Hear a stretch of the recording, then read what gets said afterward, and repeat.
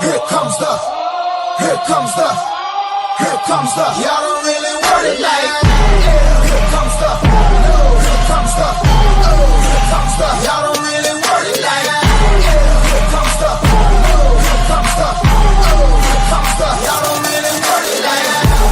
Here comes the, here comes the, here comes the. Y'all don't really want it like.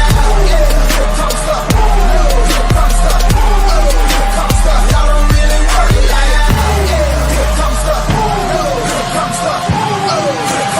Y'all don't really want it like. Here comes the, here comes the, here comes the. Y'all don't really want it like. Here comes the, here comes the, here comes the. Y'all don't really want it like. Here comes the, here comes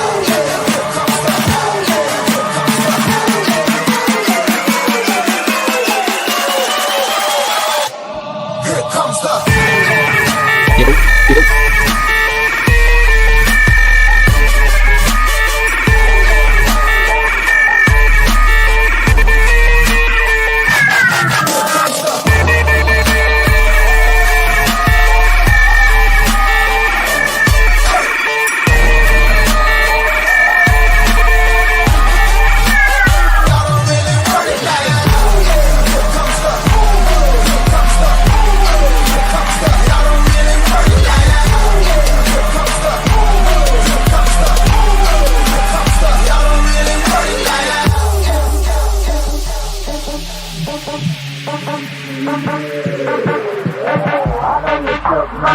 You ain't built for a skirt as a nigga can be. It's gonna sound like when I'm coming, like when I'm coming, like when I'm coming for ya. It's gonna sound like when I'm coming, like when I'm coming, like when I come for ya. It's gonna sound like here comes the, here comes the, here comes the, here comes the. Y'all don't really worry like that.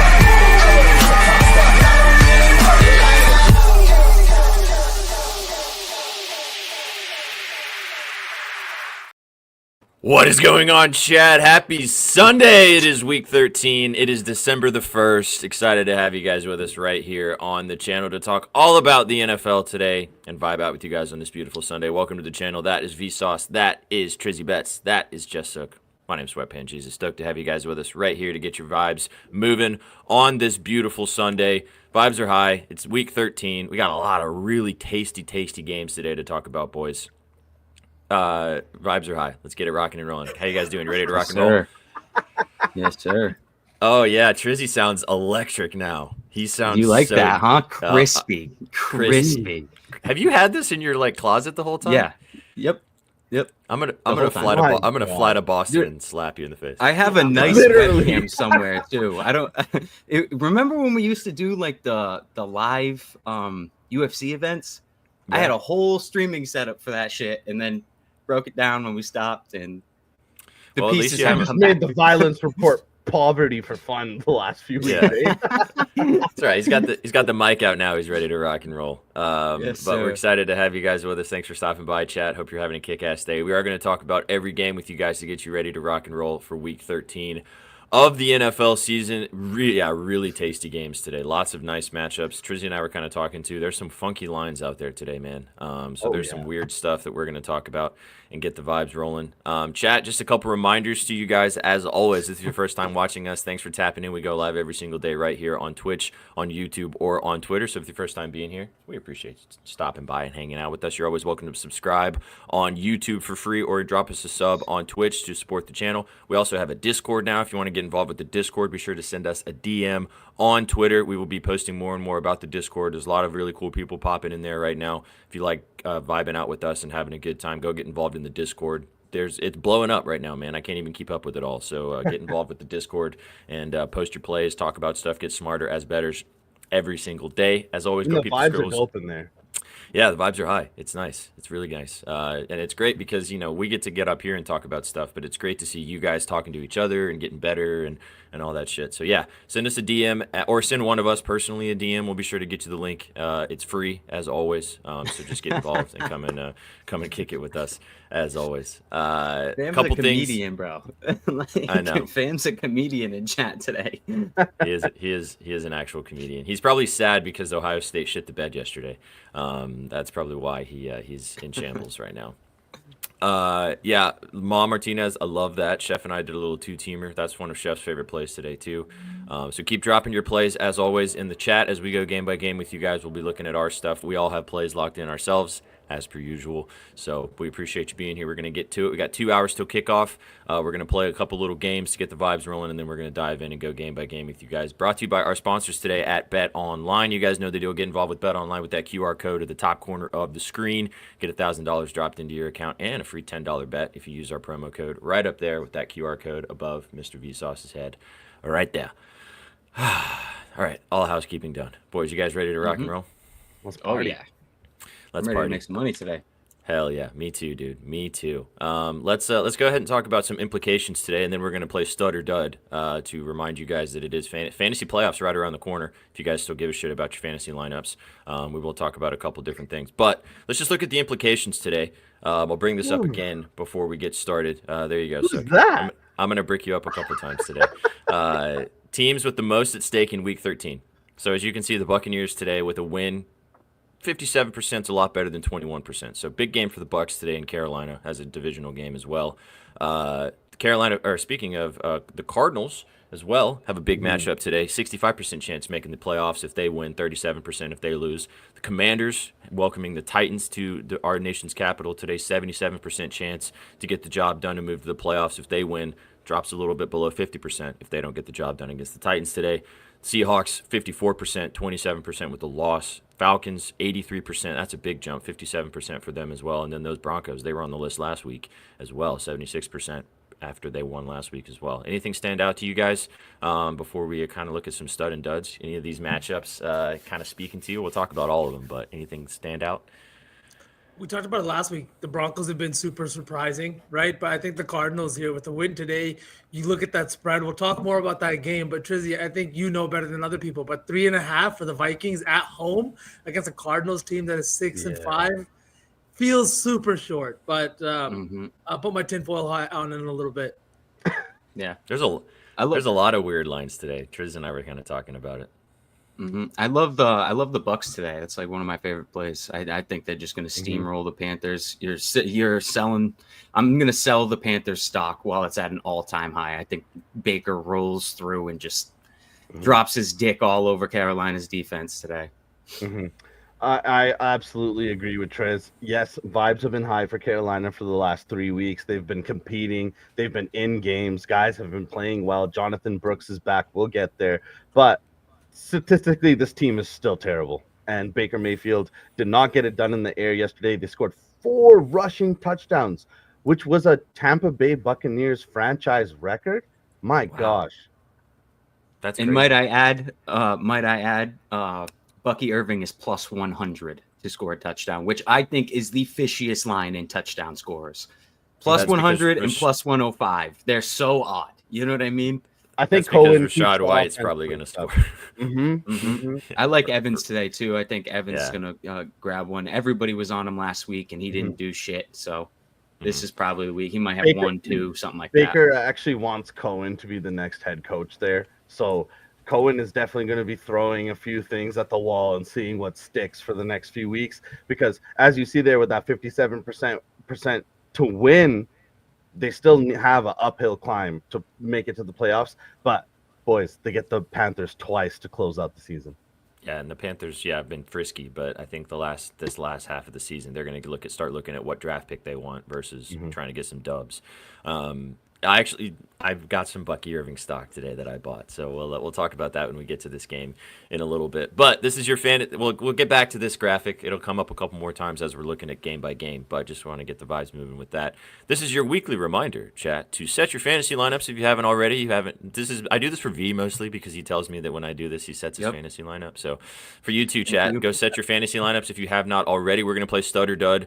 Talk about a wide receiver, running back, and quarterback that have good matchups today, and see if they are going to live up to the expectations, or maybe not. One of the players on one of the teams that is on this graphic is going to get us rocking and rolling with Stud or Dud today. Jaden Daniels, rookie sensation, probably the rookie of the year. We'll see. Number 4 ranked quarterback today from ESPN in the fantasy perspective. Had a good week last week against the Cowboys, even though they ended up losing that game. Did a lot through the air, a couple picks, which was not great in that game, and it was obviously a menace on the ground as he can be. Boys, do you guys think that he has a good game today against this Titans defense, or do you think that he comes back down to earth once again like he did last week against the Cowboys? From a fantasy perspective, as a guy who has Jaden Daniels in more than one league, yeah, I'll probably start him if he is my starting QB, but do I think he's going to be a stud today? The Titans' front seven has been really, really good. And then the secondary, I know even with the injuries to some of their big additions this year, has still been kind of holding it down. We saw it last week. We saw it even against the Lions for a little bit, right, before that game kind of got out of hand. I just think that Jaden Daniels and the Commanders are really, really in need of a win today. Now, does that reflect in his fantasy numbers? I don't think so. Yeah, they need a win, V, but without Austin Eckler and facing a defense that is very, very good against the pass, and now you don't have your running back, I'm fucking scared for this team. I like the under in this game, so I would just kind of convert that. If I like the under, I would probably imagine there's not going to be too much offense. They're probably going to struggle on offense. That Titans D is probably like the only thing going for that team right now. Them and Pollard. So aren't they first in total yards, SPJ? They are. They're the number 1 statistical defense in yards allowed. Some of those numbers are a tiny bit skewed, but we'll talk about this. I agree. In more, we'll talk about this game in more detail. I agree, he should be a stud. I like him on the ground today, and we'll talk about that when we get to the game a little bit more in depth. But I mean, you're starting him if you have him, unless you have somebody that is just elite over him. I think he has a chance to have a good game today. Good bounce back spot for the Commanders too. But again, we'll get to this game when we get. I'm actually like looking at this this problem in my fantasy league. I have Drake May and Jaden Daniels, and I was kind of juggling which one to start. And I think I'm going to roll with Daniels. Yeah. Okay. I know Drake May's got a great matchup. It's like, I don't know, but he might still throw 2 picks too. You know, he's kind of running for his life out there. So he could throw 3 touchdowns, throw 2 picks. And my league counts a pick as like -4 points. So it's like, oh shit. Yeah. Yeah. That's no bueno. You guys seen that one, like the league that counts a quarterback tackle as 100 points? So if the QB throws an interception and then they record the tackle on the interception, you win your week. Win the week. Wow, that's insanity, dude. I would immediately leave that league. That would be me gone from that league.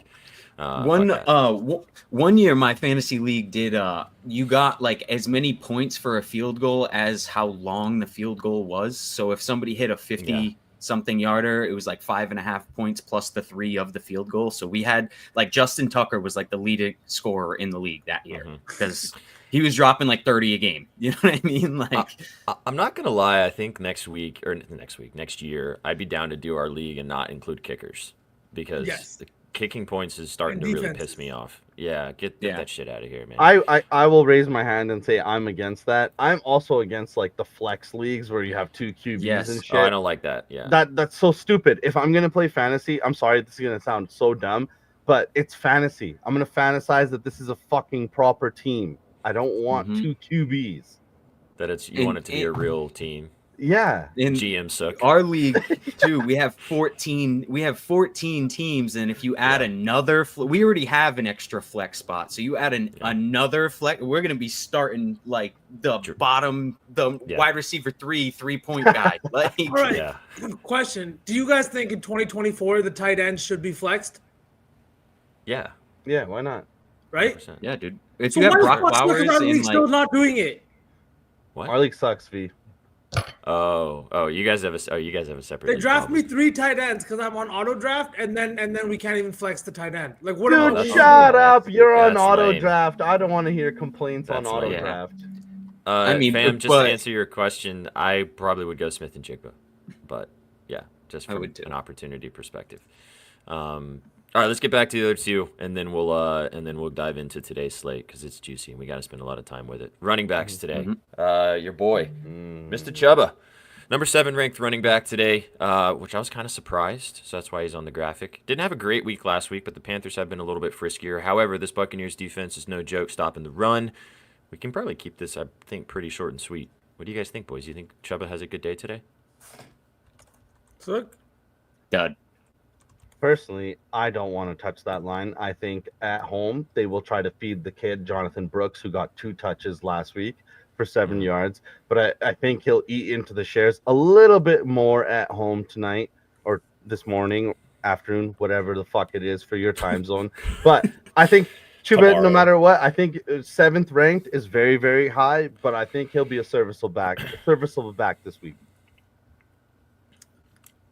man, I don't want to get ahead of myself and say that this Panthers team, but they've been really good over the last 3 weeks. 2 wins in the last 3 weeks. Even last week, they were giving the Chiefs a run for their money. And a big reason why is this guy right here, right? He got paid this year, even with Jonathan Brooks in the backfield. I really think that they do think this is going to be their guy. And yeah, Jonathan Brooks could turn into another elite level player. But as we've seen now across the league, 2 big-time running backs in the backfield may not be a problem, right? When you look at backfields like Detroit. So I do think that, or even Pittsburgh. I know that Jalen Warren hasn't been having the year this year, but last year he was pretty good. And I think it's going to be something similar here, especially when they don't have the wide receiving room that maybe they'd like. Having 2 skillful pass-catching running backs, I really like Hubbard here in a divisional matchup. Yeah, they get the Buccaneers twice, but this is also a team that the Buccaneers haven't really prepared for this year. And with the quarterback changes, everything like that, I feel like Chuba could have a day on the ground. It's a divisional opponent. We've had our eye on them all year, V. It's a good thing.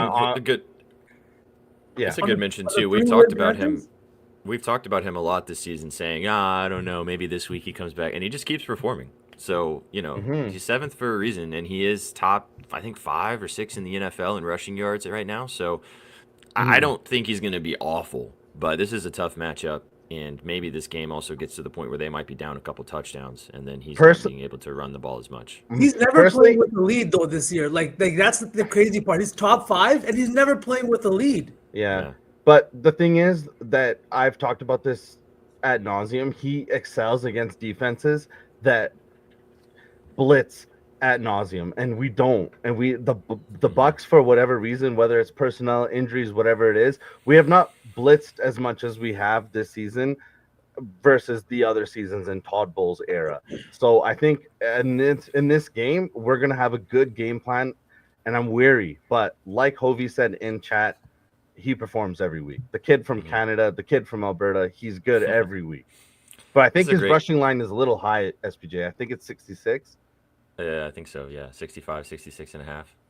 It's a great game for you. You get to watch your buddy versus your team. So you're just going to sit back, relax, and enjoy. Yep. All right, last one, wide receiver. Number 3 ranked wide receiver today, Nico Collins, is back. Had a great game last week against the Titans, even though the Texans fell a little bit short at home. He's the number 3 ranked wide receiver. I think we can probably keep this one short and sweet, too. Taking on the Jaguars today, another weird game. We'll talk about that in a little bit, but he torches this team. This Jaguar secondary is ass. I'm just going to lead it off and say that I think he has a massive day. But what do you guys think? I would agree. No touchdown. That's what I think. I think sometimes when some of these guys hit all of their lines, they just don't score. And I don't think that's a coincidence too much. So I do think he'll probably go for like 6 and 110, no touchdown. I got to disagree with Trizzy. I think he's going to get in the end zone, but I'll talk about that when we get to this game because it's one of my favorite plays today. He's gotten hoed 2 weeks in a row on touchdowns. He scored last week, didn't he? Yeah, he did. But he should have scored again, but they had a formational penalty that called it back, and the same thing happened the week prior. So they owe him one. So, yeah. Anything? Sook, you got any comments? Absolute stud. What else? Work. I think the entire passing offense from the Texans can have a good game today, but I also think that the Jaguars passing offense can maybe have a good game today. I like Dell. He's been very quiet. Mm-hmm. You know what I mean? And that Jaguar secondary is god awful. A couple of deep balls, I don't know. Hot ass. Sorry. Hot ass. All right, Dude, let's. what the fuck was that? It was a. I'm sorry, hiccup. but A little hiccup. It was a hiccup. I wasn't sure if that was a sneeze, a hiccup. What the? God bless you. All right, chat. That was your stutter dud. Again, set your fantasy lineups if you haven't already. We're going to talk for another hour and 40 minutes before these games get kicked off. Let's dive in. V, do you have an outlier pulled up, or do you want me to do it today? Absolutely. All right, let's get to it. Chat, as we go game by game, if you have questions or if you have a play you like, drop it in the chat, and we'll either talk about it or somebody will bet it. You guys have been getting sharper and sharper and dropping plays in the chat, convincing us to bet stuff sometimes. So drop it in. Let's get it. All right, boys. Oh, that's the NBA. We don't want to talk about that, do we? That's going on today too, but We could dabble. We got plenty of football to talk about.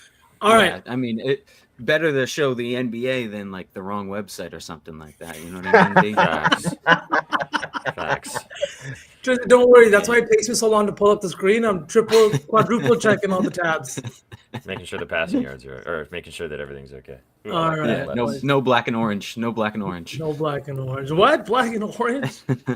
Wait, what are you guys talking about? Black and yellow. The Steelers. Oh, yeah. Steelers. Yeah. Steelers. Yeah, Steelers. Mike Tomlin. Yeah, I'm sure All somebody right. like him is on that site. Absolutely not. Wait, what? He ain't never seen that before. What? Nope. Oh shit! The Titans quarterback's probably there for sure. Oh, sure. Oh, Will Levis has permanent stock.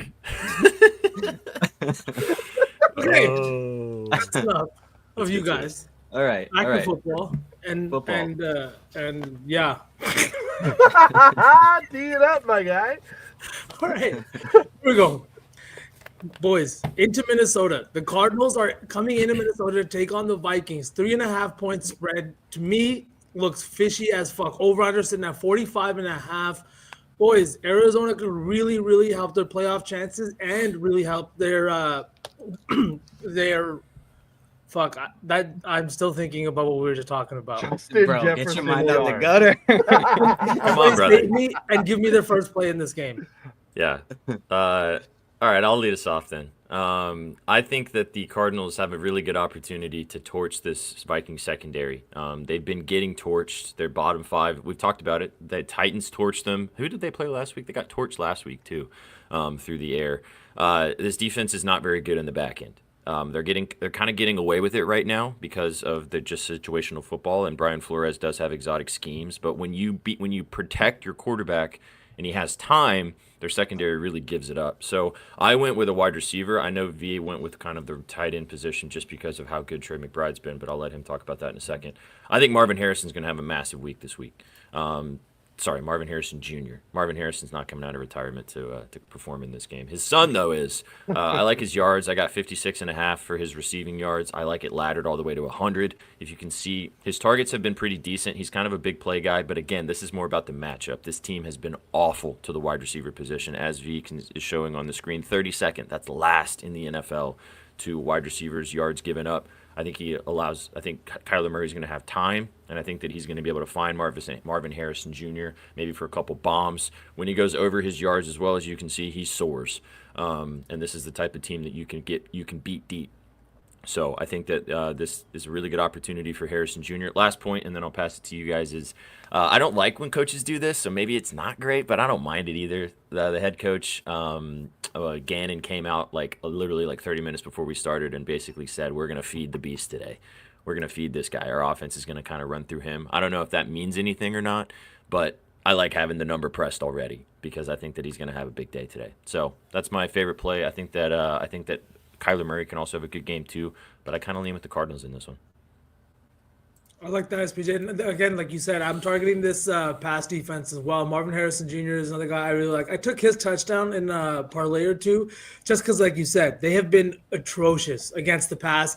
And this spread feels very, very short to me. It looks like to me that the Vikings are going to be in danger in this one, and the Cardinals are going to put up points. I know that week in and week out, this Cardinals team can look really good or they can look really, really bad. And it feels like this being a big matchup, the division being on the line for them. Everybody in their division this week is on the road. The Seahawks, the Niners, the Cardinals, and who's the last team in that division? Seahawks. Rams. Oh, the Rams. Every team is on the road this year. Each team is within one game of each other. This divisional race is still super, super fucking close, and each other team has a hard matchup this week, right? The Niners are all the way in Buffalo to take on the Bills. This is a game that the Cardinals could realistically win. They're playing it in a dome, which is exactly where they play in Arizona. And I just think a guy like Trey McBride has the most to kind of take advantage of in this position here. They only rank 13th against passing yards allowed, sort of receiving yards allowed to the tight end position, but that has more to do with the guys that they've faced than it does the how they've been playing the position. They faced 4 actual tight ends that I would say are in the offense. I wrote about this game. I've got all the actual stats in there, but like Ty Conklin was one of them. Cole Kmet was one of them. All of them had 4+ receptions, hitting this receiving yards line, and had a huge target share against this Vikings pass defense. Reason being is the exotic blitz packages that Brian Flores brings to the table also results in QBs having to get the ball out faster. So that might not always leave time for guys to get open downfield and things like that. So these short intermediate passes, especially to guys who can break tackles and get you those extra yards after catch and yards after contact, are huge in games like this. And I do think that that's what Trey McBride is going to do well today. He's going to get the ball at the line of scrimmage. He's going to break some tackles. And it's his target share that has just been fantastic over the last few weeks. 15 targets in the last game, 5 the week before that. But as you can see, he has multiple weeks with 7+ targets. He has double-digit targets at times too. And he has just been this release valve for Kyler Murray in this offense. And I do think he's one of the biggest reasons that this Cardinals team looks as good as they do.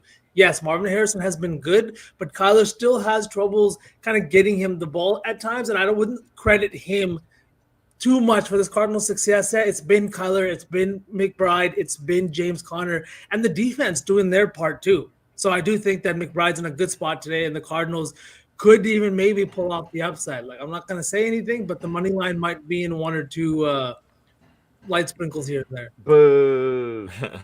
Well, just before Trizzy talks about maybe that side of it or maybe another prop that he likes in this game, as we talked about too, this game means more to the Cardinals than it does the Vikings from a statistical perspective. I mean, look at this graph. Like, the Cardinals have the most to lose in this game, besides the Bucs, I'd say. But like, this means a little more to the Cardinals right now in their playoff standings versus what it does to the Vikings. So kind of just to tie that back in as well. Absolutely. Boys, what do you guys think? Points in this game. To play off of what V said, I do think the Cardinals are going to put up a fight in this game. But I mean, I also think the Vikings are going to score on that Cardinals defense as well. So bunch of big plays. I do think Cardinals keep it close and just a bunch of points, probably like 30, 27, 27, 24, something like that. Mm-hmm. I like the over for sure, especially because it's a dome, like V mentioned. Yep. 2 dome teams that play in that kind of environment already, and can get the job done offensively. A lot of divisional matchups on the board today as well. So I do think there's going to be very few games that do go over. This is probably one of them. Mm-hmm.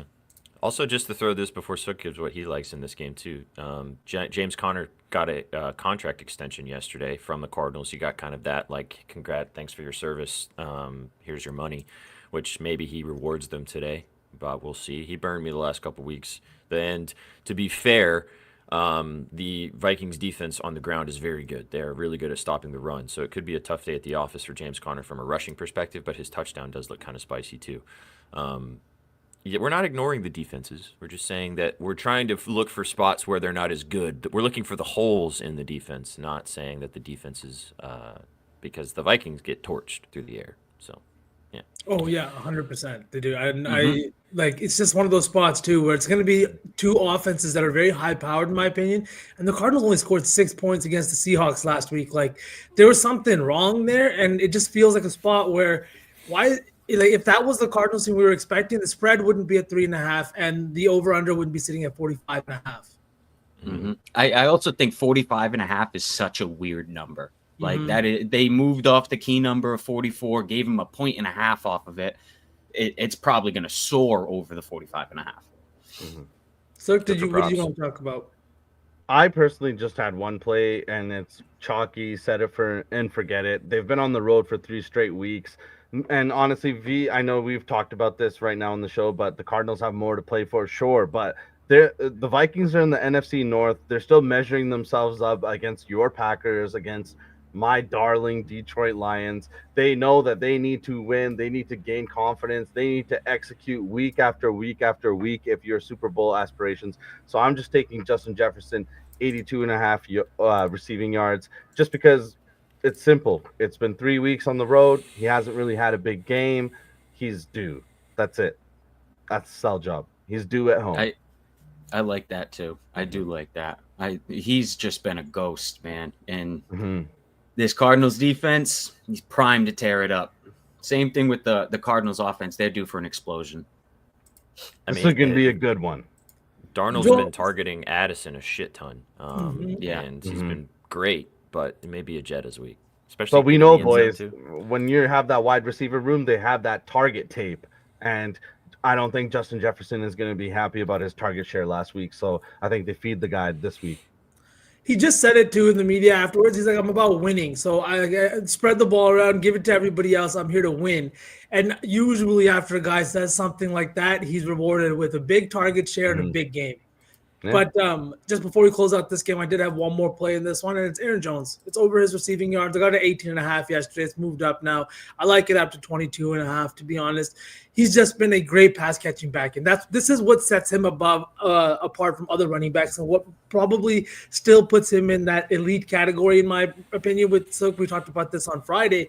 It's just the fact that Aaron Jones, great at catching the ball out of the outfield. He makes great moves in the secondary. And I just think that this is a spot where he's going to have another good day. You can see the Cardinals ranked 26th in receiving yards allowed to the running back position. In 10 straight weeks, they have allowed, 9 of the last 10 games, they've allowed the opposing starting running back 3+ catches.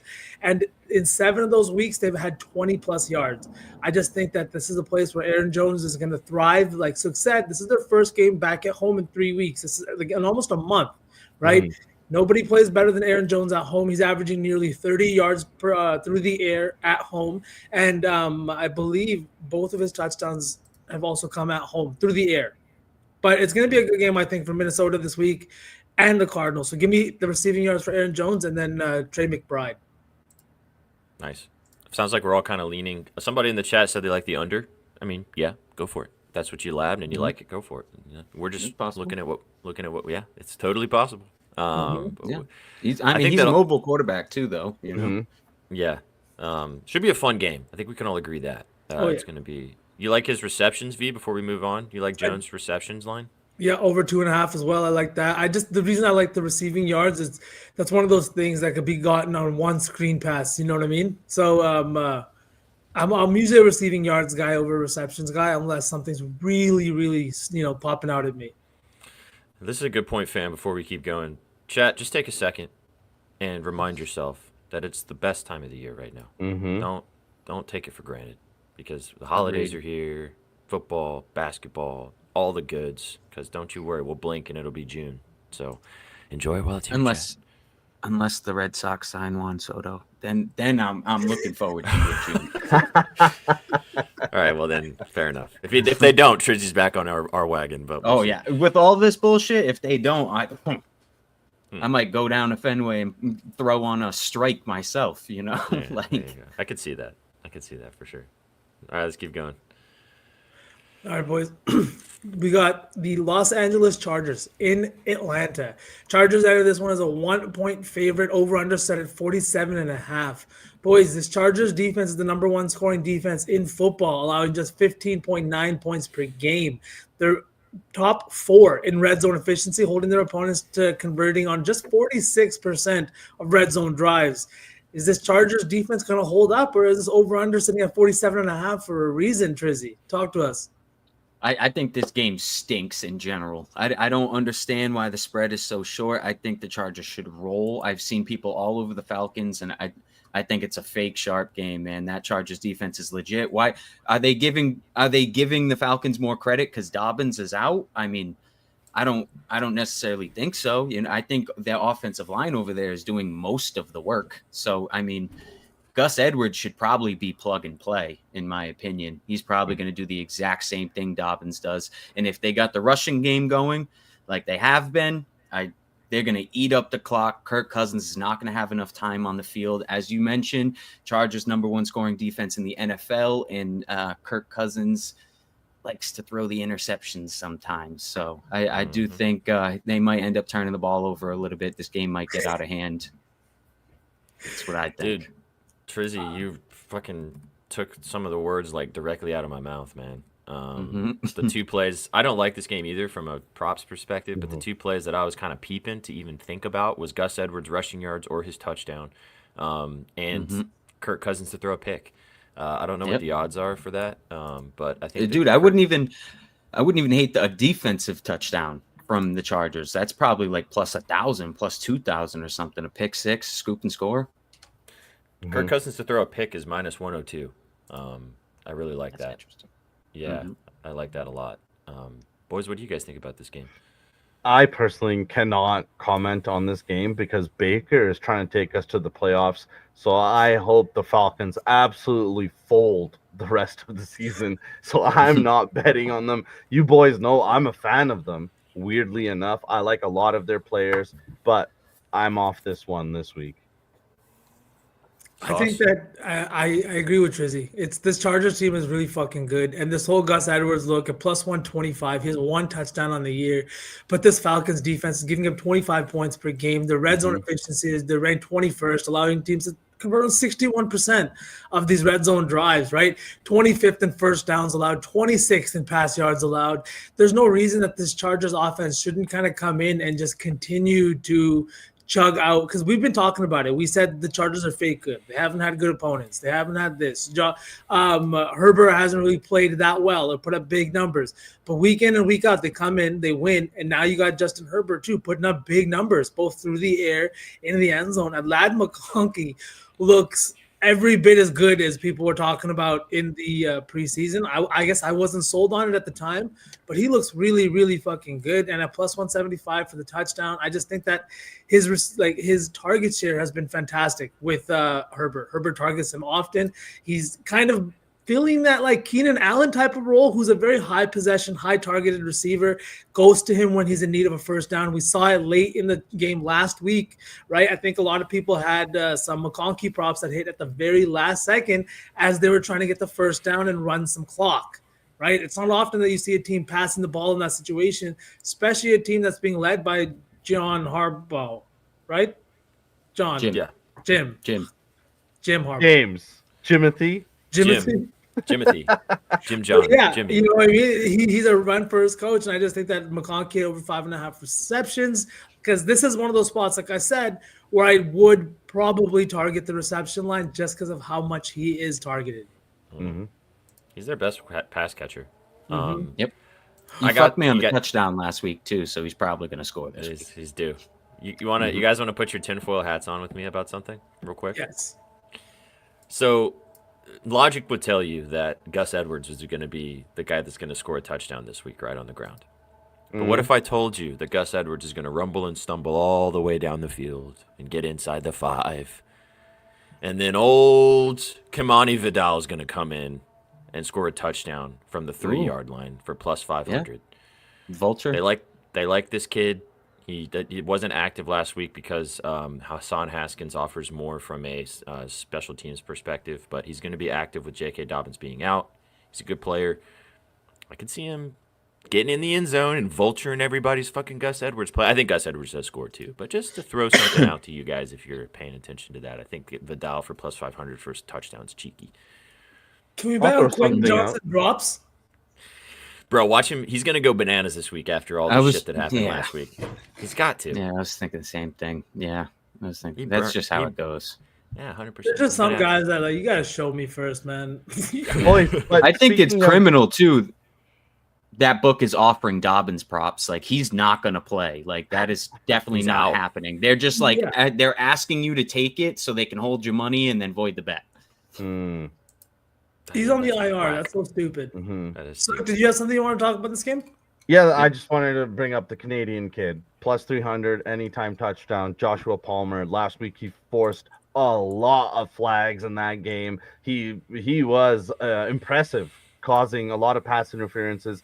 He's a very, very good route runner. He has not had a super amount of success in the NFL, but I just like him to get in the end zone today because sometimes, boys, when you see him have a frustrating week, you bet him the next week. Fair enough. Agreed. All right, boys. Is that it for this one then? I think pretty much. Yep. Yeah, I'd say. we spent more time on it than I thought we were going to be honest. All right, Trizzy. The Indianapolis Colts coming into New England at Foxborough. The Colts are -2.5, over/under sitting at 42.5. Trent Richardson versus Drake May. Boys, Trizzy, I would go to you first, but I think we might have a bigger Drake May fan than you and Sook. So, Sook, why are we betting on Drake May today? I have not put anything on Drake May yet, but I'm definitely going to do it, V. I'm a big believer in him. Trizzy can definitely talk about this more than I can, but I think he's the real deal. I've been playing his passing attempts the last few weeks because why else put the kid in if you're not going to use him? You don't keep a Ferrari in the garage. What do you think, Triz? What I will say is this kid's special, in my opinion. I really think this kid's special. We signed 4 offensive linemen in the offseason.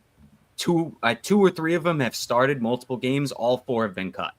This kid's doing magic with absolutely nothing. They're essentially running out practice squad offensive linemen every week and somehow scoring. So I think in a game like this, dude, short ass line, bro, the Patriots, like, they don't know how to tank. We should be tanking, but they go out and try to win.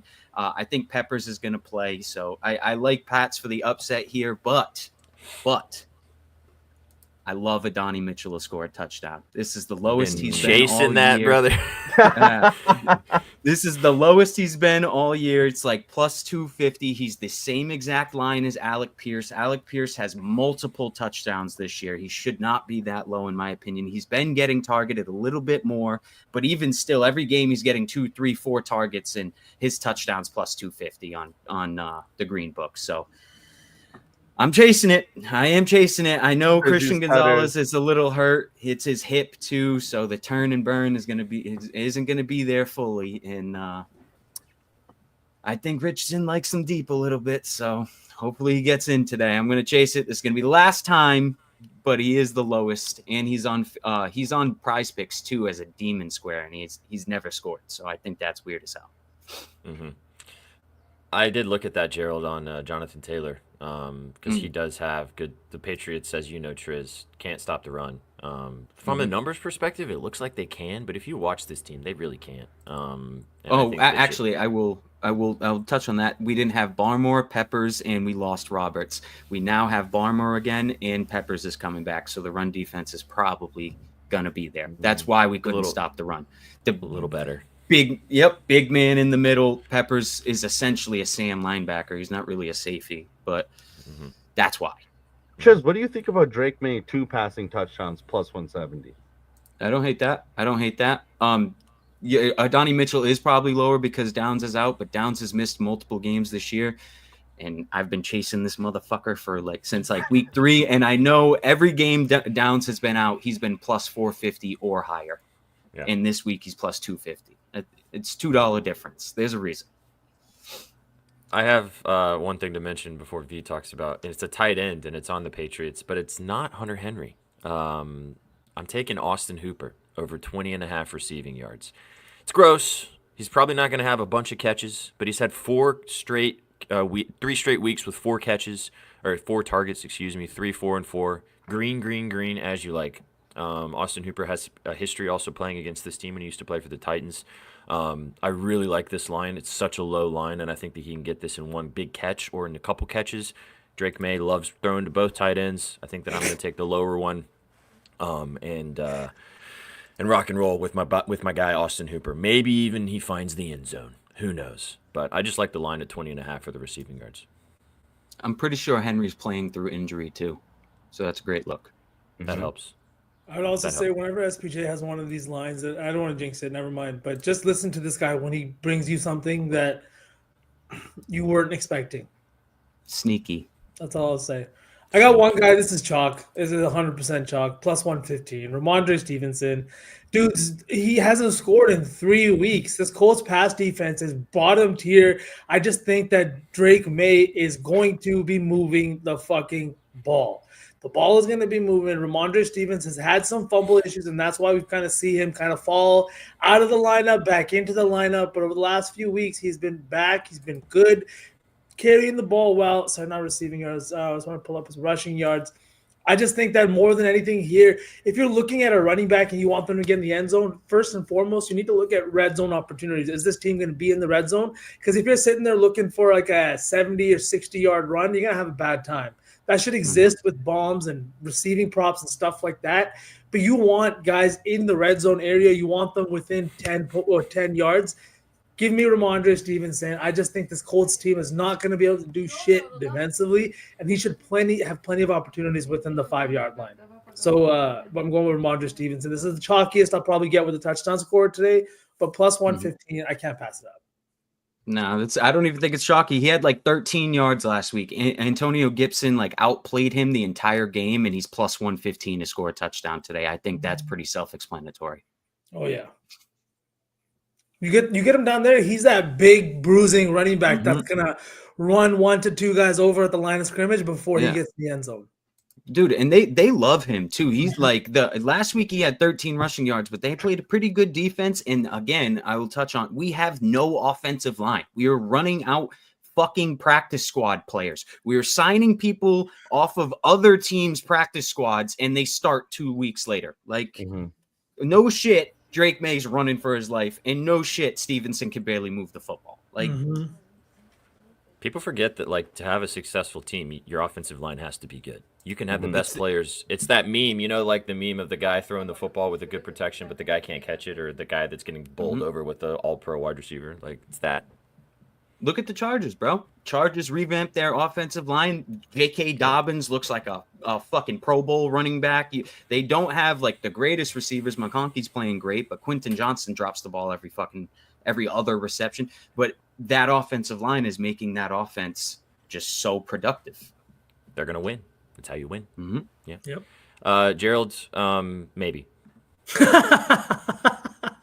Maybe later. Maybe today. We'll see. All right. So, yeah, all right, how about this? If the Titans win, then I will. Oh my God. Okay, say the full set. If the Titans win, SPJ will stream from a hot tub. My God. Yeah. All right, boys. Oh, wow. We're on this game now. I've never wanted the Titans to win more than I do now. But we're coming into Washington, talking about short spreads. This 5.5-point spread feels super short. Over-under started at 44.5. Boys, this Titans defense has been pesky as fuck this year, and this Washington Commanders offense has kind of come to a screeching halt over the past 2 weeks. What are we seeing? Is it Jaden Daniels back to regularly scheduled programming, or are the Titans going to hold these guys down? SPJ, I know you got thoughts. You got to lead it off. Don't be shy. Of course. Okay, fine. It's your team, brother. I'm cautiously optimistic that I think that the Titans will keep this game close. I'm trying to not get too hyped about this because of how good the game was last week. I have a really bad feeling that this might be a bit of a letdown spot after what they did last week against the Texans. And the Commanders really need to fucking win, man. So this is a prove-it game. The Titans have looked really, really good the past 3 weeks. Will Levis has actually looked like a serviceable, possibly franchise quarterback, which is what people kind of thought he would be coming into the season. Tony Pollard has been a top 10 running back in the NFL this entire season, but especially over the last month. Calvin Ridley has been one of the best wide receivers, top 5 in most statistical categories. And this Commanders defense kind of sucks. So it's a good matchup for the Titans. They've been playing good ball. Their defense is elite, like you guys have talked about, from most statistical categories. The only Achilles heel to this defense, which is why this game scares me, is a running mobile quarterback. Malik Willis torched this team. Sam Darnold was able to move the football with his legs. C.J. Stroud was able to evade the pocket. This team really struggles with rushing quarterbacks, and Jaden Daniels is one of the best we have in the game right now. So that would be the way that I think the Commanders could additionally move the football, because they're not going to be able to run the ball normally, because nobody can on this Titans. Well, most teams cannot on this Titans defense. So I'm a little bit concerned about that. I'm also very weary of the fact that a lot of people are talking about how good Will Levis has looked, and usually in those situations when you get your hopes up about those things, something happens and he shits the bed. But great win last week. I like props in this game versus a side. I know Shags is on the Commanders to cover, so you guys can know. He told me last night that he likes the Manders to win this game and to cover. I like props, though. I'll give you my favorite, and then I'll let you guys talk a little bit about this game, too. Tony Pollard is going to go run bananas all over this fucking team. Like I said, he's been great he's been great all season. He has been awesome. And I really like what he has been doing on the ground all year, but especially against this Commanders team. They are bottom 5 in the NFL, 4th worst in the NFL to rushing yards allowed, 2nd worst to running backs as well. He's been great. He had 100 yards last week against the Texans. I think that is 60. I think I got 65.5. It's just way too low. So give me 65.5 rushing yards for Tony Pollard. That's my favorite play in this game. The second play that I like is Jaden Daniels rushing yards too. I think that he's going to be able to scramble and move the ball too. So it's kind of my overall thoughts of this game. I'm scared of this game. I like the Titans. I think they should cover, but I'm a little bit weary. So I don't know what you guys think, just from a non-biased perspective. I gotta agree with you, SPJ, with this Tony Pollard prop especially, because one of the best things to do when you have a hard time stopping the opposing offense is keeping your offense on the field, right? The longer you're on the field, you win the time of possession battle. If you can do that, you can do a lot of things in the NFL. And I feel like if you want to win the time of possession battle, you have to be able to run the ball. Tony Pollard has done exactly that. He's another one of those running backs on a new team after having a really good year that has now been thriving. He, I think, has been a little bit overshadowed by guys like Saquon just because of how fucking bonkers they've been going. But Tony Pollard is the exact same. He's filling the spot for Derrick Henry. He had 119 yards last week. He's had multiple games of 80-plus over the last few weeks. And in my opinion, this Titans offensive line has looked decent, especially in terms of run blocking. And I love the way that Tony Pollard's been running the ball this year. He's seeing the field well. He's not just running, and he's waiting for the blocks to develop, which is such an underrated skill in today's NFL. Like, so many times you see a running back too anxious to hit the hole. They hit the hole faster than their hole opens up, and they end up in the backside of one of their linemen. Yeah, Paul. Sure. Trizzy, that got too crazy for Trizzy. He just stopped listening. He's like, I'm out. Yeah. But in all seriousness, Pollard has been fantastic. And I think, if anything, in this one, I like that the Jaden Reed prop was another one. The Titans do struggle with running QBs. I think that outside of that, I don't know much about in this game. So we talked about Ridley, SPJ. I don't know if you have any thoughts about Ridley before we move on, before we go to these guys. It's the other prop I like in this game. I took his receiving yards. It's too low. I took a 66.5. I think that is the way, again, as I've been saying over the past 3.5, 4 weeks, he's been one of, if not the best wide receivers in football. He also, so I was watching a guy that covers the Titans, and I was watching a kind of a preview of this game. But the Commanders play a lot of cover one, which is basically man coverage with one single high safety. The only other team that has done that against the Titans this season was the Lions, because that's basically the base defense that the Lions run a lot of.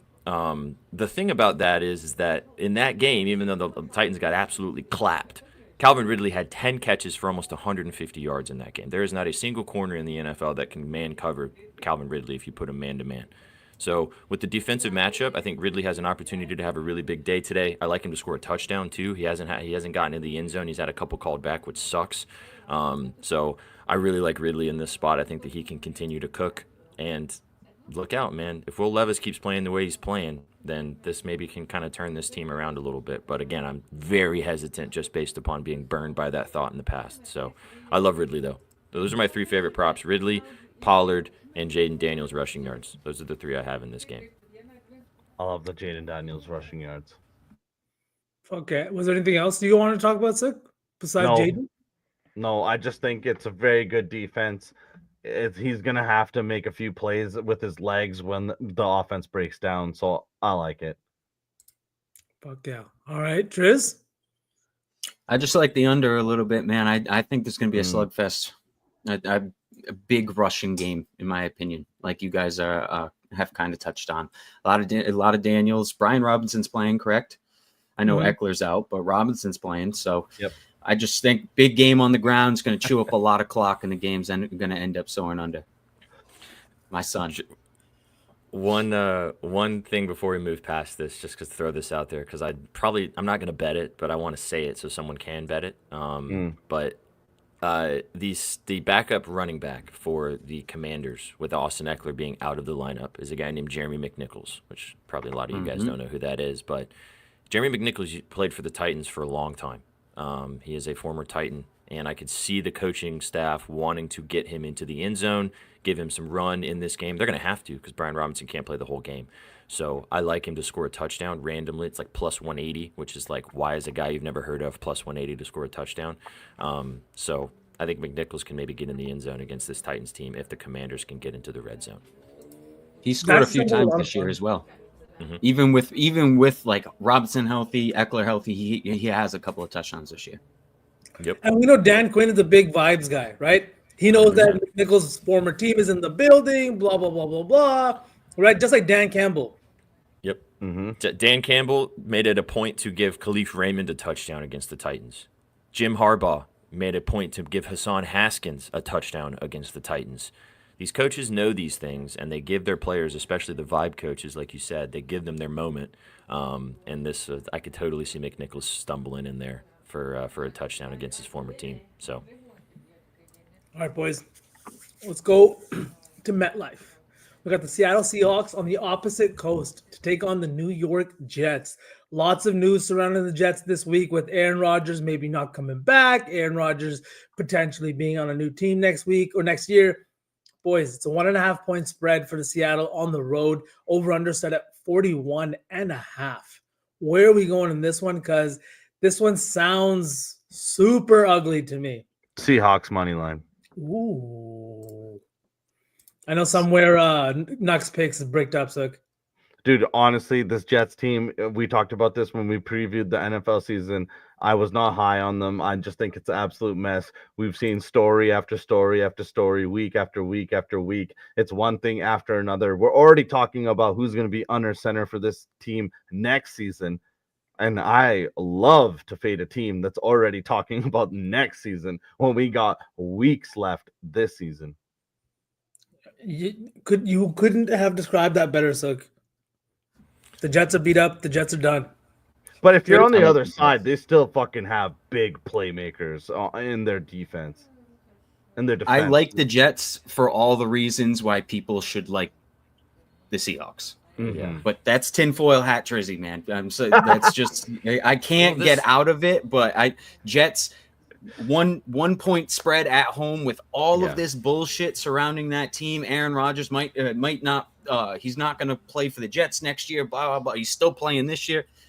They're probably going to win. They just lost to the Colts. You know, you're buying low on Aaron Rodgers. I know he's not the same Aaron Rodgers, but you're still buying low on him. And I like him at home here.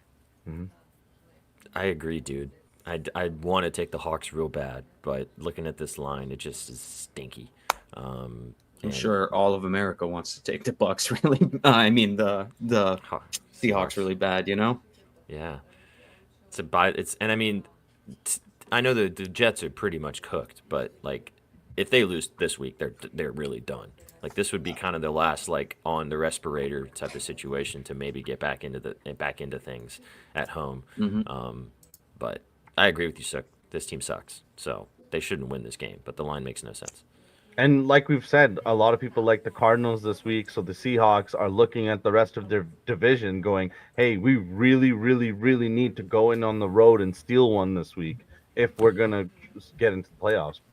Well, just to bring this back up, I mean, they have a better chance of making the playoffs if they win, and their playoff if they lose. Look at their odds shoot down to 27%. So they have a lot at stake. That's the point that I wanted to bring up too, Suk. You just said it, is the fact that they could take the division lead this week, right? Like they and the Cardinals are both tied. I think they have this tiebreaker right now with the Cardinals because they have the win this week or this year. But all these teams are playing on the road this year. The Niners are in Buffalo. Now we see looking at the Seahawks in New York, and most of these teams could catch an L this week. So if the Seahawks could get one over on a Jets team that is, like you said, looking at next year, it would put them in a really good position going into Week 14 with just 4 weeks left of the season. I think I lean with you, Suk. I think I'm gonna tap that Seahawks button, but I guess we'll see. I did already, but the Yeah. Jets do have playmakers. So if you like that side, I can't argue it against it because the Seahawks have dropped plenty of games they should have won. Yeah. And then there was Razor some sharp other one. line, man. Razor sharp. All right, I boys. don't- Let's keep going. Down to the this, AFC. This No. game. This game. We got the Houston Texans reeling off a loss against SPJ's Titans, coming into Jacksonville to take on the Jaguars. Both of these defenses are giving up the 32nd and the 31st most passing touchdowns on the year. Boys, this could be a high scoring one. Over under set at 45.5 with the Texans as a 3.5 point road favorite. Let me talk about my play first, and let me tell you why Nico Collins is getting into the end zone this week. Nico has been fantastic in his time with CJ Stroud. He is his favorite target, especially when it comes down to the red zone. His red zone target share hasn't been the best the last couple of weeks, but that's because a lot of Nico's touchdowns come on big plays where he's blown the lid off of the defense and he's finishing for 70 yards. We saw one called back in his first game back last week. He had another one that was called back. He just gets into the end zone at such a high rate. I feel like CJ Stroud is always looking for him. Now with no Stephon Diggs, coming off of a loss, you really need to come into Jacksonville and kind of send a message. Jacksonville ranks 27th in touchdowns allowed to wide receivers, 30th in points allowed, 26th in red zone efficiency, and they cannot stop drives. They rank 29th in third down conversions, and they're giving up the most first downs on the year. You need one of these kind of turn-up games like we saw with the Lions a couple of weeks ago when they brought in Jared Goff through 4 passing touchdowns, right? You need these kind of spots for your teams, especially against bad teams. So the divisional matchup, they absolutely cannot drop this game after losing last week to the Titans. They need a win. They need a big win. And last few weeks, even though they have a winning record, it doesn't feel like the same Texans team of last year. This Texans team seems very vulnerable, and it seems like they've taken a step back despite the 7-5 record. So I do think that Nico Collins is the answer for these guys. I think he gets into the end zone this week. Yeah, I like this a lot. I think he has a big game today. But this line makes no sense to me, man. I don't understand why this terrible Jaguars team with literally basically nothing to play for at this point are only 3.5 point dogs at home.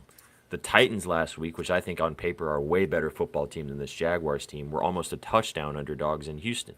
I know it's on a road versus home situation, but I don't know. I think that the Jags come in and make this game pesky.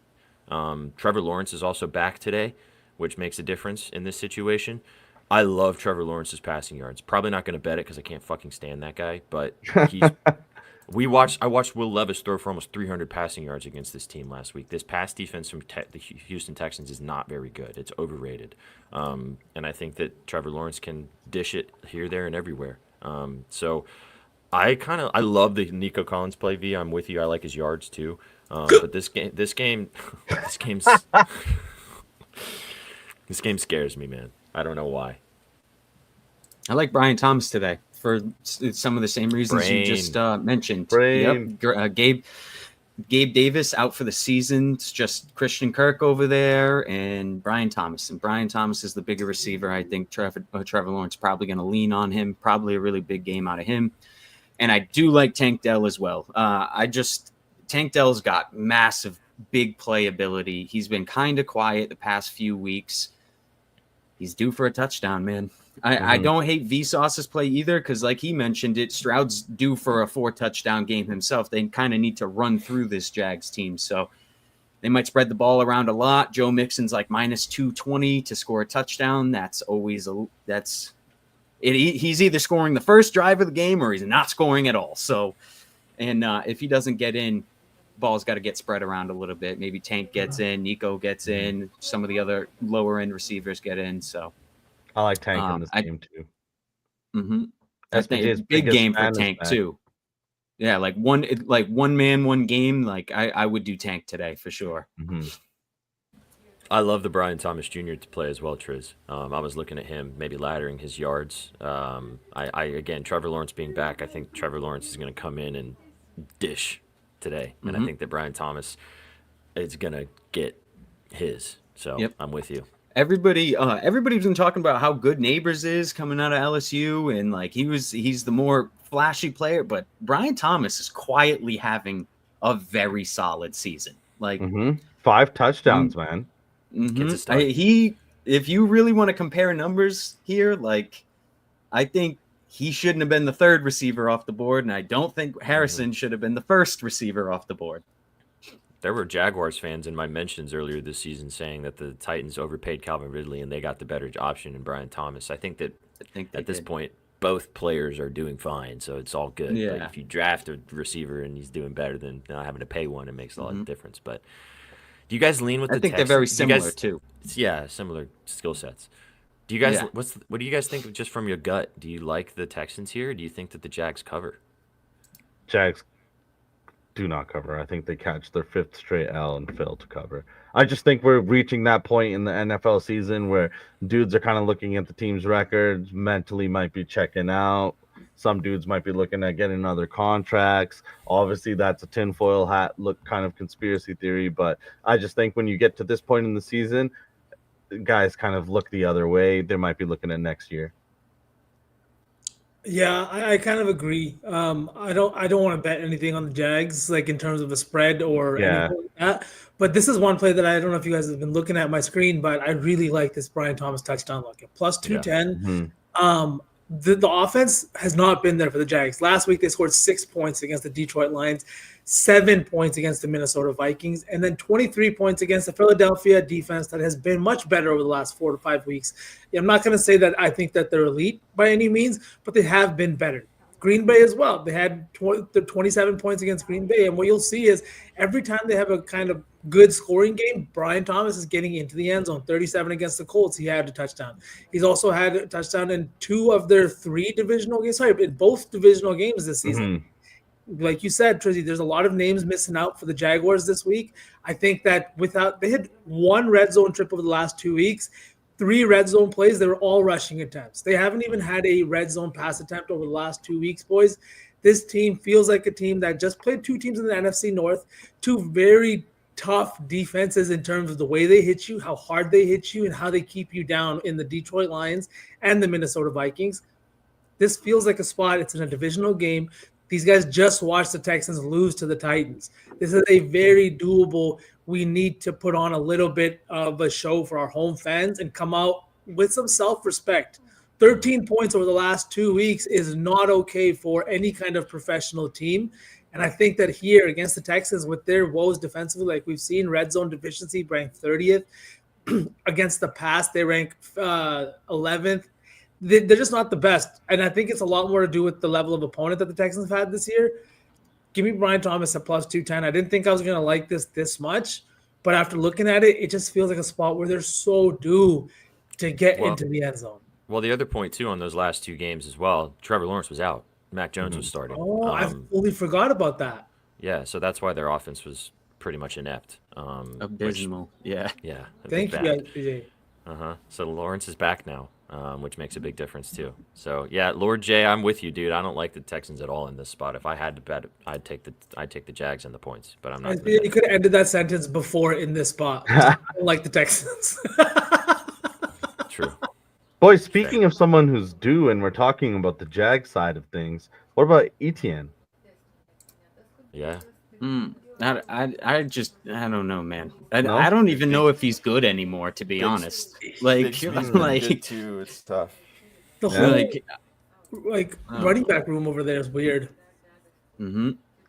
Like I thought when Etienne first came into the NFL, I was like, oh, he's gonna be good, great out of the backfield receiving, like he's serviceable runner on the ground, and I haven't seen it, man. I really haven't. Like I think his rookie season, he had 2-3 good games, and then ever since then, he's getting hit. Bigsby's eating into his target share and his rushing attempts, and it's like I don't He's know. been You can't really trust him pretty right now. pedestrian for 4 weeks, Trez. There was a point like a year and a half ago where I had people telling me that he was better than Derrick Henry.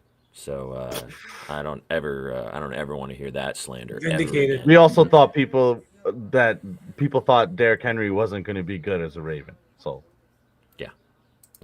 That is There's a true. lot Remember of that? L takes in this You offseason. remember that, V? You remember that, V? I had to mute somebody because of people that. are like, "Oh, can Derrick Henry eat as a Baltimore Raven?" Well, you got your answer. That was oh my god. Honestly, that was a perfect example of people just wanting like hot takes for the sake of having a hot take Yeah, and sometimes know what I mean? people prey on the downfall of these athletes for no reason. for no reason Sure. at all. But all right, boys, We'll talk about him in a minute. let's get the fuck out of the AFC South and let's go to the AFC North. Battle up in Cincinnati. The battle of never mind, not Ohio. That's Cleveland. But we got Pittsburgh coming into Cincinnati as a 3-point dog. Boys, the Bengals are 4-7. The Steelers are 8-3. The Steelers lead the division. The Bengals are ranked third in the AFC North. Over under side at 46.5. Trizzy, I'm gonna come to you first because you need to explain this fucking line to me. I get it. They're the home team, but a home team is supposed to catch 2 points. This means that they'd be a 1-point favorite on neutral ground. Fake sharp, in my opinion, bro. This is one of those where the sports books are trying to confuse you. Divisional game, they want you to think the Bengals have more of a chance than they probably do. I think this Bengals team is fucking ass. I do not think they are. I think last week was almost an abnormality, in my opinion. They kept it really close their last game. I don't think they played last week. I think it was the 2 weeks ago, but still they kept it really close. And I think that's what's affecting this line a little bit. And Steelers had a little bit of a down game their last game, but I think it's fake sharp, bro. You know, this is one of those spots where you just pick the better fucking team. And in my opinion, that's the Steelers. You're going to give me an 8-2 team at plus 130 or plus 140, or 8-3 team plus 130, plus 140. No shot, bro. That defense is going to keep this game a little bit closer. I like the under here. And Steelers probably win by a field goal or something, man. 100% agree with Trez, and that's why I got that money line at plus 135. I like the Steelers team. Tomlin is also 60. Tomlin in his career wins as an underdog 65% of the time, and he's like 68% against the spread when it's 3.5 points or less. Ooh. I'm not fading that shit. No. Fake sharp, in my opinion. I agree. I agree with you. I just my other favorite prop is in this game, and it kind of ties in with the fact that I think the Bengals are going to be scrambling to move the ball in this game. I know it's cold as fuck in Cincinnati, but these are professional athletes; they'll be fine. I love T. Higgins in this game, like a lot. Trizzy and I were talking about how Jamar Chase has an opportunity to have a good game against the Steelers team, but I love T. I'm going to drink all the tea. He's had seven targets every single game this season. He's coming off a 9-catch, 140-yard game against the Chargers. He has torched the Steelers in his career. Absolutely roasted this team. 100-plus receiving yards in 2 of the last 3 matchups. I love the 69.5. Nice. I also love it all the way to 100. You can take his catches, you can take his yards, you can take it however you want. This Bengals offense is way better when he is on the field and he is getting targeted. Yes, Jamar Chase gets the flashy stuff done, but T. Higgins is also electric, as you can see on the screen. He's been great this season, coming back from injury. He was awesome against the Chargers on Sunday Night Football last week. I cashed in then. I'm taking it again today at 69.5. Yeah, I agree with you, SPJ. He's been fucking fantastic. I talked about it earlier this season before he got hurt. The target share has been there. He wants to continuously go to T. The only games that you're going to see where he didn't really get those lines in these first 2 games where he didn't have the timing. We saw it. He came back late, didn't have a full training camp, didn't have any of that kind of stuff. So because of that, the timing was very much off. And it's not the fact that he wasn't open. It's not the fact that he was dropping balls. It's just it was a matter of inches between him and the ball in those first 2 weeks. And since then, he's been unstoppable. And a big reason is it's like you haven't seen, I feel like, a big 2 receivers like this in a long time. And play together healthy all season, right?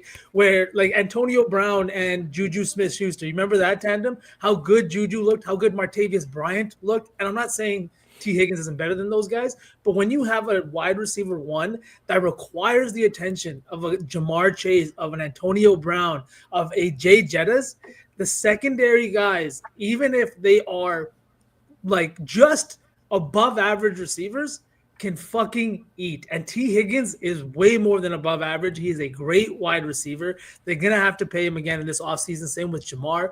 I think that he's going to have another big game today. They're going to have to pass the ball. But Cincinnati and Pittsburgh, these are teams that play in the cold all the fucking time. So the temperature doesn't scare me whatsoever. Yeah. I love this. I paired my favorite two-teamer so far that I put together is T. Higgins 100 and Tony Pollard 100. That was my first one that I liked a lot. Proper page. You can do T-Lad if you can spill the T-Lad if you want again, part 2. We talked about McConkey if you want to take that route, but I like Higgins a lot. But I like what you said, Triz and Sook. I kind of lean Steelers in this one. I think the Steelers, this Bengals, how many times have we watched this Bengals team just piss on their leg? So many times this season, and I feel like this could be another one of those games today. Yep. You got to bob and weave with these sports books, man. When they want you to weave, you got to bob. Facts. This is one guy. Like I know that Trizzy and everybody has somebody they're chasing, right? Trizzy has who was it? We were Mitchell. Sook's got Cole Keith, right? I'm just gonna expose him right now. He's been chasing that white whale. Stop it. I'm betting that in my own corner. I'm donating week after week after week. Why would you do that to me? This is my weekly donation right here. George fucking Pickens. I make this donation every week, and my pitch every week is that him playing with Russell Wilson. Last week, we saw them lay an egg against Cleveland. The week before that, put up just 18 points against Baltimore. I'm taking him again. He's sitting at plus 155. The line feels low for what the amount of touchdowns. He has 2 touchdowns all year. I think he's got 6 total touchdowns in his career with the guys that he's played with. Plus 155 against a Bengals team. Like Trizzy, you said it. They looked bad last week in terms of their defense. You can't have Joe Burrow coming in and putting up 30-plus points against the Ravens and then doing it against the Chargers, doing it against the Ravens twice, actually, and losing all 3 of those games. You're going to tell me that Russell Wilson and how good this Pittsburgh offense has looked outside of the last 2 weeks, both divisional matchups, they're going to come in today, they're going to put up some points, and I just think that I'm taking Pickens one more time. Fuck it. I'm putting the donation down, boys. Put me down for a 1-unit donation on George Pickens. I'll tell. I like it. I like his yards, too. I think they can go tit for tat with, or I guess Pickens for T. Like, let's just hope he doesn't start a fight on the field. He's been looking like he might get kicked out of one of these games. Like every single college team yesterday. Did you guys see every single team decided they were just going to brawl yesterday? There was no UFC this weekend. They needed violence, Triz. Yeah, it's the flag thing. It's like the planting the flag. Like the Arizona teams fought because they planted a pitchfork, and that's really what it is. Like, yeah, the games are chippy and shit, but once you start planting flags and disrespecting the logo in the middle of the field, I get it, sure. I get it. I do too. Imagine if they didn't play football and these guys were just at a bar and talking shit about their opposing schools. Like, if somebody did something like that, they'd fight immediately. That's how I think of it. These kids are young. The planting the flag thing has turned into the storming the field, in my opinion. I understand you beat your rival. The only one I felt like that actually made sense and was good was when Michigan beat Ohio State. They were 21-point dogs, or however the fuck they were. You're allowed to then plant the flag there because you won and came in and whooped ass. And Ohio State had no right to get pissed off about it because they were 21-point fucking favorites. They should have won that game. So, yeah. What the fuck is about stealing the goalposts and taking them in college? I don't understand the logic behind that. Just college kids being. Did you guys see the ones where they walked it 6 miles and threw it into the river? What? Yeah, that was in Nashville when Vanderbilt beat up Alabama. Yeah, yep. Literally, look, they. Oh no, that was last season in Kansas. That was when Kansas won. They fucking tore it down, walked it 7 miles, and then threw it in the river. And you just see it in the river, and it's broken because the river's shallow too. So it just hits the river on the poles, and it just breaks. It's just broken pieces. What are we doing? Very good. Very good, man. America. Boys, anything else in the AFC North? Should we move on to the noon slate? Let's keep it grooving. All We're right. making good time though. We got 40 minutes. We're chilling. Los Angeles Rams at 5-6, still in the hunt somehow for the NFC West, traveling to New Orleans. The Saints team started out of the gates hot as fuck. Everybody thought they were going to be exceeding expectations. Oh, how quickly things have taken a turn. They fired their head coach. They have traded away key pieces, and it's just looking like Sook said it best. I love betting against teams that are already looking at next season. Sook, are we betting the Rams today? Yeah, I think you have to. I don't know. Unless Triz, I know you like to bet this Saints team. Are you taking them this week? Because I'm personally, taking the I'm Rams. off I them. love the Rams. I love the Let's Rams. go. Chewy, most profitable system in sports betting. Saints money line is his favorite play today. He's in the chat. I've told him this for 3. I've known the kid the longest, bro. know. That is my So funny, son. bro. Like, he knows. Like, We love you, he Chewy. knows. I hit him up every Sunday. Like, yo, what are your favorite plays today? Oh, man. Chewy, you're the best. You're the GOAT. I love real, you, man. Chewy. Saints is not his favorite apparently. Triz. Oh, man. So. It's Niner. It's Niner. That was my second favorite play. All right. Boys, remember thoughts that. on this one? Oh, I have some. I don't have any bets in this game, but I did look at this for a long time, and I don't know why I have such a lovely relationship by taking this bet. I'm probably gonna end up betting it, but give me Derek Carr, man. His passing yards, it's too low again, and he just keeps soaring over it. And I don't know why it's at 224.5. I think they probably are gonna be losing in this game. He's gonna have to pass. I think he can maybe get 250 plus again. Everybody overlooks this shit, dude, and I don't know. I know he's not a fun guy to bet on, but it's just cashed. It's just cashed, and this Rams defense is not anything to write home about. As long as he has time, he should be able to, especially with the way that Valdez-Scantling is playing too. So I really like Derek Carr's passing yards over 224.5. He's also had really good success against this team previously. He had, you guys okay? Yeah, did you see what Chewy said? That was Chewy's really funny, dude. Wow. Ooh, we need to know. Somewhere with other kids, brother. Sheesh. The last time Derek Carr played against the Rams team last season, he had 319 passing yards. So I think Derek Carr can have another big day through the air against this team. I bet him quite a bit this season. He's cashed me out multiple times. I'm going to take him again. Mm-hmm. I agree with what you're saying, SPJ. And the Rams, we targeted them a lot early in the season because of their pass defense. But over the last few weeks, their numbers have kind of, I would say, trended in the other direction, but more because of the guys that they've been playing. We saw them play Philly last week. We know Jalen Hurts doesn't throw the ball that much, right? It was New England the week before that who has struggled with their passing game, and then Miami and Seattle.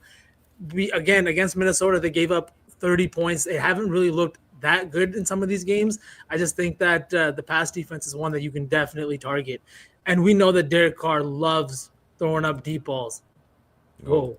Speaking of, what is Valdez-Scantling's line? Because he's probably gonna, his Cinderella run is gonna end at some point. But yeah, I was gonna say he went nuclear last week, didn't he? Like 2 touchdowns, like 150 yards or something.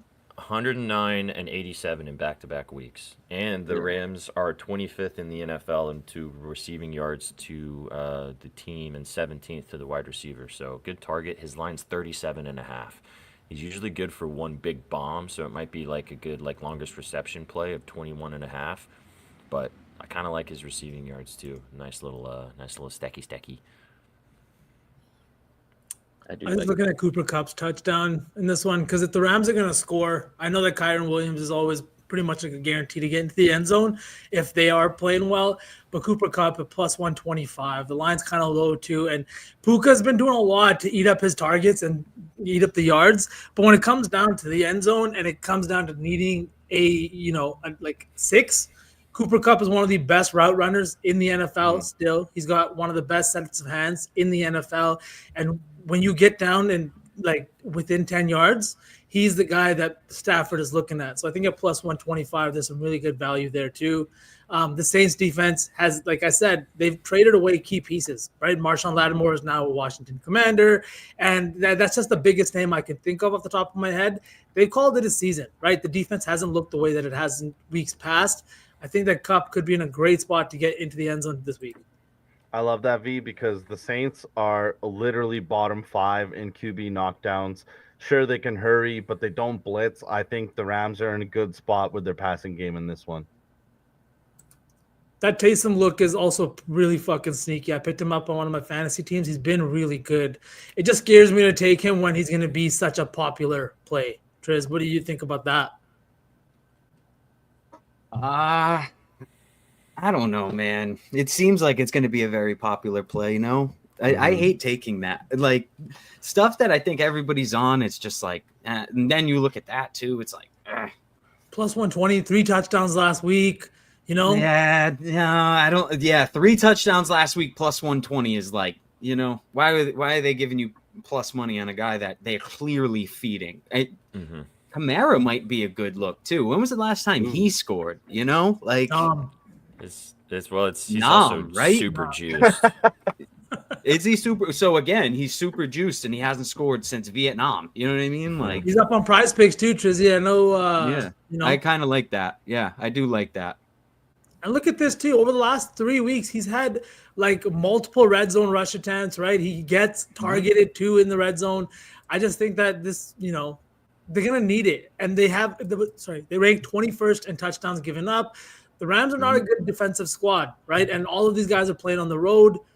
Could be a spot where Kamara just finally gets that, what is it? What's the monkey off his back and gets in the end zone. Look at what Barkley did to that D last week. Whoa. Pause. We'll get to Barkley. No Diddy, bro. Really? Holy. Real quick, though, if you like what Trizzy's saying about this, I mean, Kamara for 2 touchdowns is plus 375, which is disgustingly low. That is really low. When was the last time he scored? Like, what game specifically? Tampa. The 13th of October. Tampa. Bro, 6 weeks. That's like 6 weeks. Yeah. Mm-hmm. Come on, dude. That's a not guy that hasn't that's scored Korea. in 6. Yeah, a guy that hasn't scored in 6 weeks is plus 375 to score 2. Yeah. Come Just on. saying, chat. 3 is plus 1,800. Timeline. I want to see what it looks like down in Buffalo. All right, boys. Should we keep it moving then? Let's keep Yeah, going. but just last point on Kamara. Like, we always talk about the lines telling you something. Kamara's 5 receptions is pretty juiced. He's going to be super involved in this game. I think it's going to be a shootout, honestly. That's actually a great call, Sook. Looking at the lines and trying to read the lines. All right, boys. We talked about the AFC South. Now let's talk about the NFC South. Tampa Bay rolling into Carolina. We got Baker Mayfield against the GOAT. No, what's his name? Not Chase Young. Shit, Bryce Young. Bryce Young. Winners of 2 of the last 3 games. The Carolina Panthers might be finally turning it around, boys. But it looks like it's going to be all Bucks today. 6.5 point spread down in Carolina. Over under set at 46.5. Baker's got the boys pumped up. They got the postseason on the mind. Sook, start us off. What's Baker doing to this Carolina Panthers defense today? I think Baker has a good game. I have already played the 2 passing touchdowns minus 130. It's my staff article pick of the week. I think that he's hit this line 7 out of the 10 games on the season. Correct me if I'm wrong, he's been absolutely phenomenal, and I think he's going to get back in the end zone this week after not passing for a touchdown last week. We saw that run game be absolutely insane. I think Cohen is going to switch up the offense again this week. I think we see Rachaad White. I think we see still a healthy dose of Bucky Irving, because when a dude is that electric, breaking off a 50-yard run, you don't put him back on the bench. You continue to use him. So I think this is a game where the Bucks know, hey, we need to win out the rest of the season to even have a chance at the playoffs. And they're going to get the Panthers twice to close out the season. So at -6, I also did play that.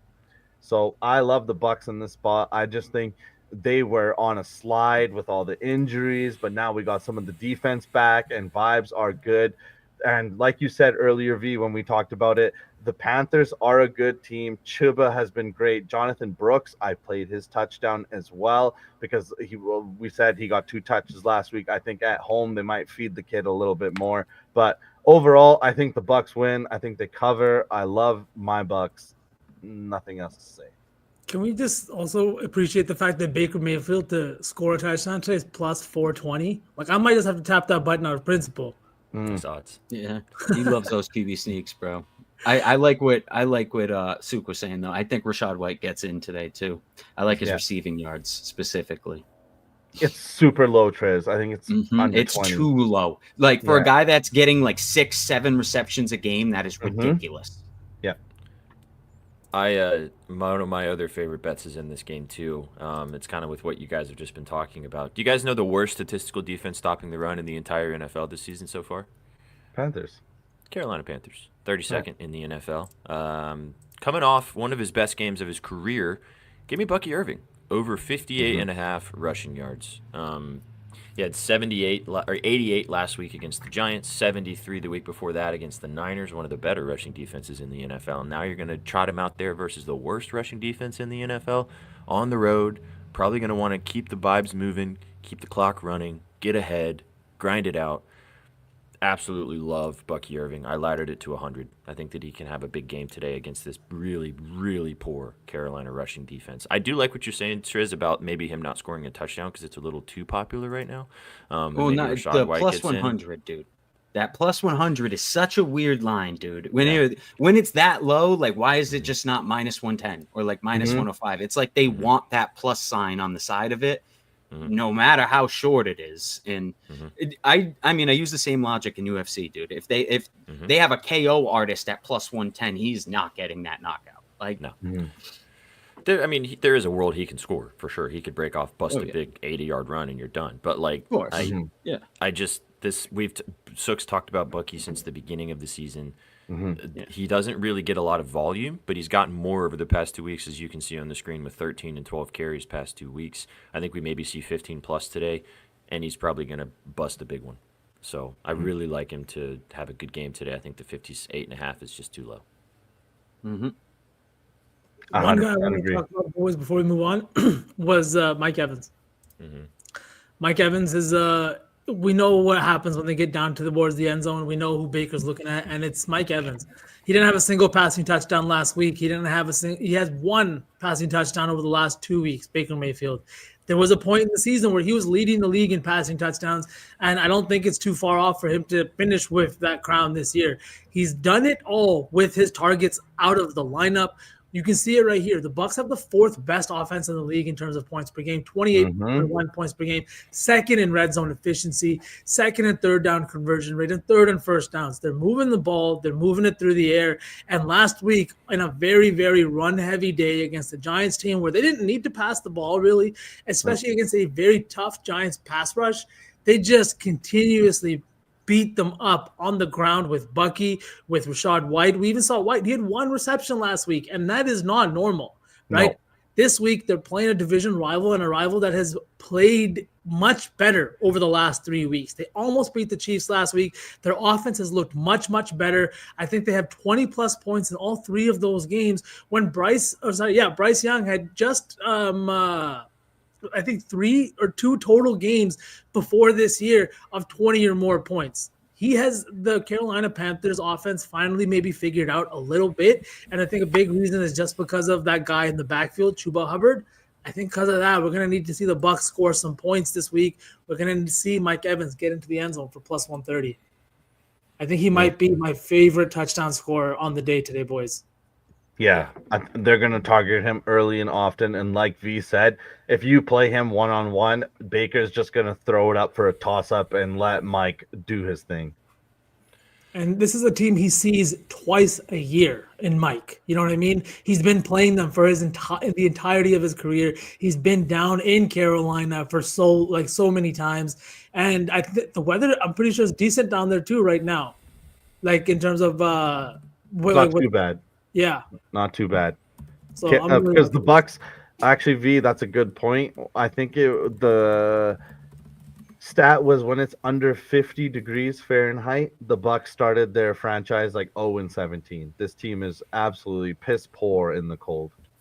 Do you guys want me to read you a stat to support this before we move on? Mike Yes. Evans this season or last year, his last game against the Panthers, 8 catches for 22 yards and no touchdowns. If you go back the next matchups though, 12 or excuse me, let me just make sure I'm reading the right stats here. Yeah. 7 catches, 162 yards and a touchdown. 10 catches, 207 yards, 3 touchdowns. 9 catches, 96 yards, 0 touchdowns. 6 catches, 89 yards, 2 touchdowns. 6 catches, 77 yards, touchdown. 7 catches, 104 yards, touchdown. He likes playing this team. Mm-hmm. And as Triz said, everyone bet him last week and he didn't do shit. Nothing. Like, So This is like Gerald likes to bring it up all the time. This is he didn't hit a home run yesterday, so we went right back to him today. Theory. oh, the day after, baby, it's a thing. Yep. This is the game after, but All right, boys. game Battle week. of the Birds. I know one of my homies is listening intently right now. Big Birds fan. Big matchup for him and his Eagles this week. The Eagles come into this one at 9-2 against the Baltimore Ravens at 8-4, off of a loss to the Pittsburgh Steelers. We saw that game. It was a lot of fun in the snow. Over under for this one though, set at 50.5. Highest total we're seeing on the board. Philly enters this one as a 3-point dog on the road. Boys, they looked really good over the last 6 or 7 games. Is it for real or is it their opponents? Talk to me. Oh man, this It's tough. game. this is another It's fishy tough. line, dude. It's another, in my opinion, it's another fishy line. But to be fair, I feel like the Ravens are like 10 points away from being like 4 Undefeated. wins higher. Yeah, exactly. You know what I mean? So I don't know. I guess you can't look at the line too fishy because, again, the Ravens are in every single game losing by like 1 score or 2 scores, last second type stuff. And in a game like this, I think the Eagles are due to blow one. The Eagles are due to fold, and this might be the game that Ravens need to win so badly. It just might be one of those slugfest type games, 17-14, something like that. Derrick Henry has a touchdown, like not many passing yards, just low scoring slugfest, and give me the Ravens in a game like that. Mm-hmm. The only Especially at home. I At agree. home too, as well. At home is key. But the and we've talked about this almost every single week. This Ravens pass defense is terrible. The worst in the NFL. They just get torched week after week after week through the air, allowing almost 300 yards per game through the air. I know that Jalen Hurts is not a, huge passing quarterback, but I think A.J. Brown's going to go absolutely bonkers today. I don't know how that's going to affect the result of this game. I'm not going to bet on a side or a total here. I love A.J. over 90.5. Also, dating back to when he was a Titan, he hated the Ravens, and he loved having big games against this team. So you add in the extra incentive. His old homie now plays for the other team in Derrick Henry, so he's getting to go against his former guy. I don't know if Devonta Smith is playing. I'm pretty sure he's back this week. It doesn't matter to me. 88.5 was the line I saw. It's already up to 90.5. I think AJ is going to go nuts against this really poor Baltimore secondary. Does that affect maybe the Ravens still probably win? Like you said, Triz, probably, maybe. But I love A.J. Brown in this spot. I think he has a nuclear day today. What do you guys think about Saquon needing to average 119 for the last 6 weeks to break the record? You think that's something they're going to actively try to accomplish? I don't think he cares much. I don't. Yeah? He pulled himself out of a game so other people could score earlier in the season. So if that's how selfless he's being, unless it just happens naturally. Yeah. I think that if it happens in the game script and it means that it's what is necessary for them to win, then sure. Okay. Which, dating back to like the Titans when Derrick Henry ran for 2,000 yards, like they weren't trying to let that happen. It's just what they needed to do to win, which is kind of the same situation with Saquon, I think. But you got two defenses in this game that are hang their hats on stopping the run. I mean, the Eagles and the Ravens are both top 5 in run stopping, and you've got two of the best in the business right now coming in. So I think that both of these I think that Saquon has a better chance to have a better day because of his pass catching ability. But I agree, Sook, that I think that they are going to have to make him do that because that's how they need to win. Mhm. So, All right. All right, boys. V, what do you think about this game before we move on? I was gonna say AJ Brown. I like him quite a bit in this one just because of how bad the secondary is. Well, I know. I heard you talking about it. I was Okay, gonna okay. come in and talk about it as well. That's my only play in this one is the AJ Brown look. He's been super target heavy, and I do think that he's very due to get in the end zone, especially against a Baltimore team on the road. This is one of those measuring stick games, right? This is one of the teams that you potentially could see in the Super Bowl. This is another team that kind of mirrors your team in the way that they run the ball, the way their QB plays, the wide receiver play, and all that kind of stuff, right? The way that they're Mhm. coached, the way that they play defense hard.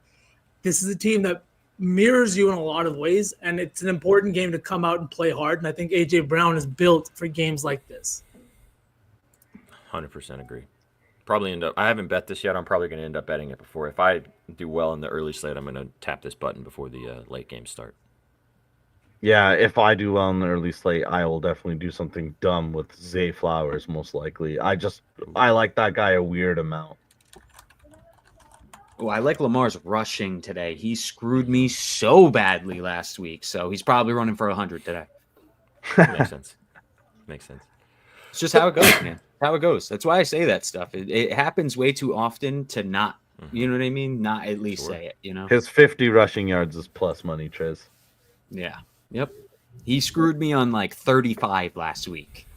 Yeah, he screwed me in Gerald too. I think 2 weeks ago. I'm Zay Flowers' biggest hater. All right, should we go to the last game? Last Just game of the maybe day. Let's roll. Touch on the football or touch on the snow. We got another snowstorm game on prime time, boys. Sunday night in Buffalo.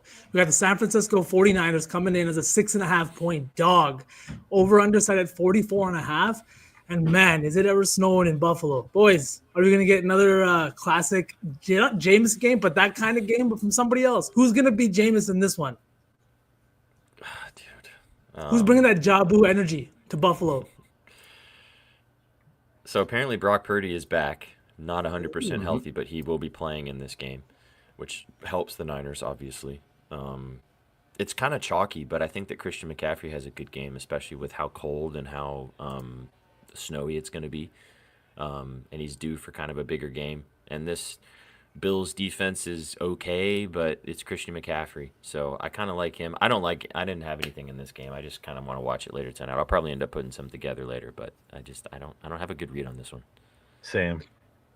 I like James Cook receiving yards in this game, man. It's way too low. It's like 16.5 with all this snow. They're probably going to run the screen game a little bit. I think he can get this in one reception, one screen at the line of scrimmage, and he can take it for 15, 16, 17 yards and cash the line on the first drive. So I like James Cook receiving yards and Bills -6. I do. I think that line's a little too wide, plus Chewy on the other side. Give me the Bills -6 in primetime in a big old snowy game. The other thing is, you mentioned McCaffrey and stuff. Those are California kids. It's a lot of snow, a lot of snow. So we'll see how it goes. I think that from what I'm seeing and from earlier, and now our buddy B. Dot saying that I don't think it's going to be actually snowing for game time. I think all the snow will be gone, which helps. They'll probably get that field cleared. For sure. But I agree with. I love the Cook receiving yards. I was riding that earlier in the season. It's a wagon. 6 and now, targets in 2 of his last 3. He had 6 targets last game in 7 yards. What? Yeah, at one point in this season, his over/under receiving yards was like 25.5, 27.5, 28.5. Now you're getting it at like 16.5, bro. How are you not going to take that? It's not like he's completely fallen out of the passing offense. He definitely hasn't. Especially in a cold game like this. He's a good pass catching back. He's good out of the backfield that he can, make 1 or 2 guys miss. Yeah. If we remember, that's what he was used for last year. He wasn't used as much as a runner as he is this year than he was last year. He was primarily used to catch balls out of the backfield. And that's kind of what won him the job starting in Buffalo here. Yeah. Allowed them to watch Singletary go to the Giants. From Iconics, I did write this down. I haven't bet it yet, but I'll probably bet it later. George Kittle, man. We talked about it last week. It didn't matter who was throwing him the football. He went bananas. I know that That might be a good play too. Everybody slamming the under because of all the snow and stuff. Yeah. Kittle 44.5 feels too low. He big primetime game, primetime player. I know, one of those situations too. So I'm probably going to bet this. I like this line a lot. I did have it written down, but yeah, should be a good game. I do like that, especially with Purdy back. We know that their connection is kind of like it's fully developed, and they love playing with each other too. Especially in a game where you're coming in against a tough Buffalo defense on the road, not in the snow but in the cold. Like Trizzy said, these guys are not used to playing these games. Can I add the absolute dumbest fucking thing to this conversation? Yeah. Josh Allen just got engaged to Haley Steinfeld. I was just about to say that, yeah. So what does that mean? Hey, whatever you want it to mean, Triz. Whatever you want it to mean. He might be tuckered out, or he might be a little inspired. They had a bye week last week, too. He might have been porking all week. This week's back locked in,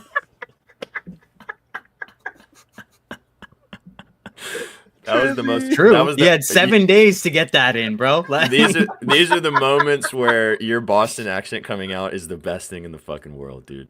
Oh my god. Engaged. Why, is that not like a it was saying? no, it's the way you That's said gonna it. say fuck. Yeah, but it's just the way you said it. That was like so Boston. That's fantastic. Word. All right, boys, we got the 14 minutes. You guys want to cook?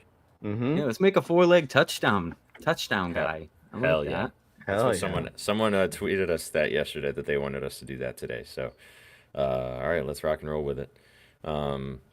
Favorite ones? You want to do a 4-leg touchdown lay and then a 4-leg just regular guy? I like that. Okay. You guys want to start with Mike? Yeah, let's go, Mike. Yeah, I love that. Yep, let's go, Mike. Where's Mike? There he is. Okay. I like Isaiah Likely too. I really like that. Plus 280 for not scoring all year. He doesn't have a single touchdown. That's gross, but yeah. Okay. So Mike Evans. I kind of like that Brian Thomas look, bro.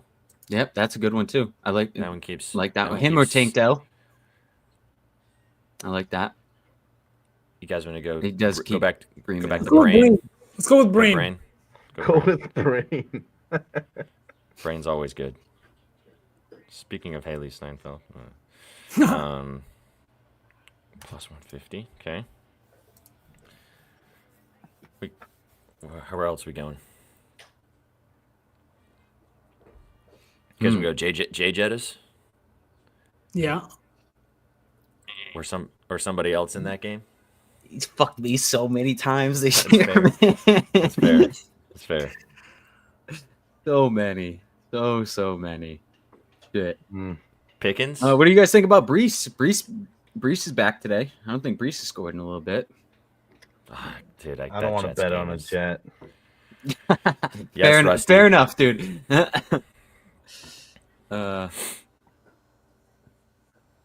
What about Good what for about doing, yeah. what about Kamara? Oh, I do like that. Yep. We were on to something there. It's minus 155 though. It's kind of grody. It's not too bad. Yeah, Kamara or AJ? I like AJ. One Down of to them. do AJ scored last week too. He did. That was Yeah. cool.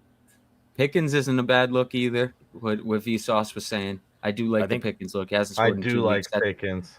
Yeah, throw Pickens in there. Let's do All right, Pickens. Let's get Pickens. I wouldn't bet on a Jet neither, and I'm from New York. Thanks. Thanks for the confirmation. All right, Yep. Pickens. All right, that's 3. So we've got Pickens, Brian Thomas, Mike Evans, all wide receivers. Should we go one more? Yep. Is that 3 or 4? That's 3. Should we cap it off with Cooper Cup Oh. or Derrick Henry? We ain't Did taking Cup Derrick. score last week? Yes, he did. Yes. He did because I took his yards instead of his touchdown. Oh yeah, that was that garbage time touchdown, right? Yep. Like the total's pretty high in this one, 48.5. Do we want to take something in the Niners-Bills game so we're sweating all day? Oh, I was gonna say James Cook. Yeah, I wouldn't hate that. I don't think James Cook has scored in a while too. No, he's been scoring. He had 2 last week against Yeah. KC. Okay. Or all right. we take Josh Allen fresh off the engagement. But he might have no legs. Or we take Kittle for 225. I could see. I Georgie feel bad Porgy for your getting in the wife, end zone. D. I really do. Boys, Uh, no Chat James wants Cook? Kittle or Debo. Kittle. I can only imagine her after a week after your engagement, bro. If this is Oh, how you're man. feeling. Do we? I think we go Kittle or Cook. I like Cook just because I feel like the Bills are gonna have more scoring opportunities than the Niners. Okay. It's minus 110. It's a little chalk, but a little chalk never hurt anybody. Plus Debo 20 hasn't done shit either. Debo had a terrible week last week. That's true. His touchdown Just saying. odds are plus 185. Kittle's plus 225.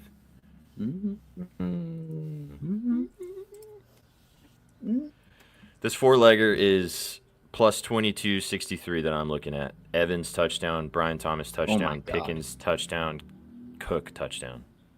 Jesus, look at this is why you must line shop. That is exactly Line shop. why we are getting the same play $10 more. Yeah. Try it on Wait, BetOnline. Proper page, see if it's better. We got Evans, Thomas, Pickens, and Cook. Yep. I'm getting 25-18. There you go. Mm. You're from Canada though; it doesn't count. D-Run's getting even better. All right, should we lock it in then? Damn, Yeah. bro! Like, Holy shit. it's a massive line discrepancy. What book was that on? On Blue. Wow, I'm look in- at all I'm the in a different war ones. with Blue. Let's go. All right, I'm locking I'm in. booking this. Evans, Thomas, Pickens, Cook. There you go, chat. All right.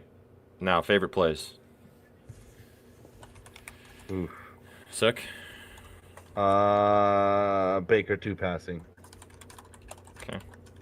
I was gonna say Bucks. Oh, we can do Bucks -6. We can do that. Yeah, I love that. You could. I think they're winning by like 10, 14. Like you could ladder that shit. Let's do Bucks Six is fine -6 now. just Yeah. in case the weird shit that happened last week goes on again. Oh yeah, that's a good point. That's a good point. Okay. All right, so I'm just getting Bucks. I'm getting 6.5, but it doesn't matter. They're winning. Okay. V. He's gonna Give say me a chat. I'm just McBride. gonna give. Oh, okay. I thought you were gonna say a bet you have not mentioned the whole show, which is what you normally do. No, you did. I gotta start mentioning all plays just to keep my options open at the end. All right, McBride. McBride receiving, yeah. Over Triz? 57.5. I'm gonna ride the Rams, man. Buy low on them. Rams like money that. line. Yeah, we can take the ML. It's minus 145. That's what, don't fuck around with the points, especially at 2.5 spread. All right.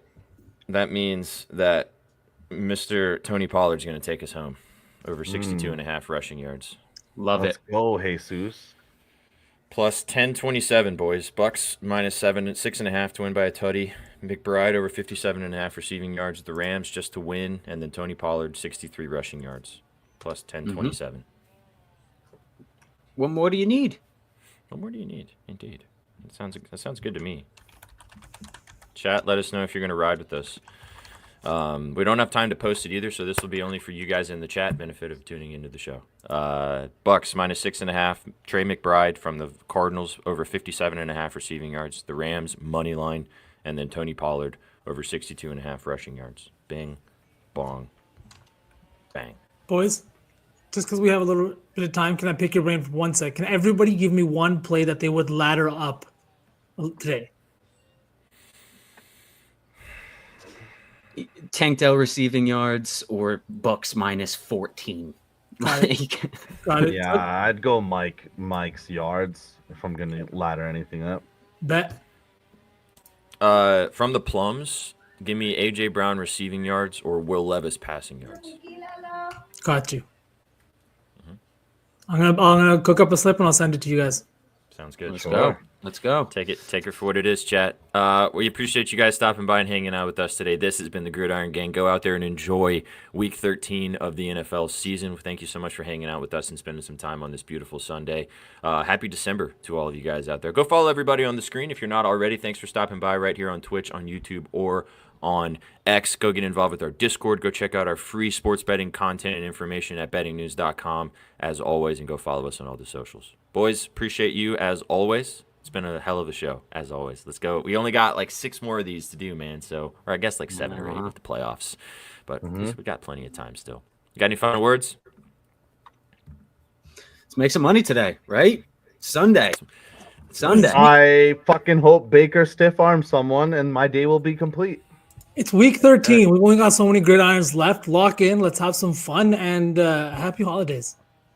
Happy holidays indeed. You guys came for the winners and you stayed for the vibes. We will catch you guys tomorrow for Betspresso in the afternoon, and have a fantastic rest of your Sunday. All right. Peace. What you know about rolling down in the